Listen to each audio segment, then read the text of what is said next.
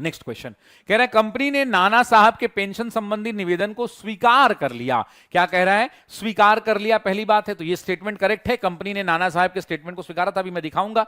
Company अपनी श्रेष्ठता और सैन्य शक्तियों से अहंकार में थी, ये बात भी सही है, और इसीलिए उसने क्या कर लिया कि ठीक है चलो देख लेते हैं क्या करना है। करेक्ट आंसर क्या जाएगा? ए विकल्प जाएगा। आप देखिए मैं यहां पे एक्सप्लेन कर देता हूं पूरा।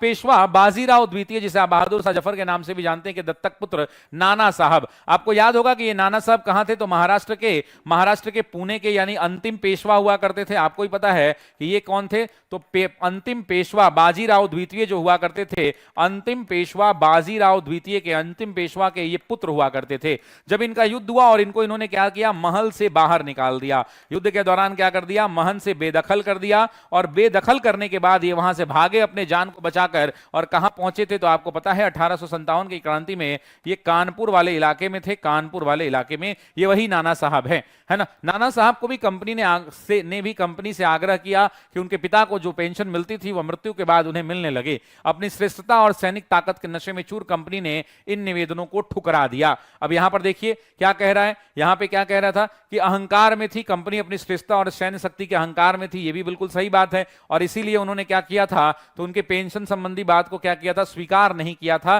तो याद रखिएगा, जब इन्होंने स्वीकार कर लिया, ये पूछ रहे हैं निवेदन को तो स्वीकार किया है, यहां पे क्लियरली दे रहा, आग्रह किया कि जो उन्हें मिलती थी, लेकिन कंपनी में इस निवेदन को क्या किया? ठुकरा दिया।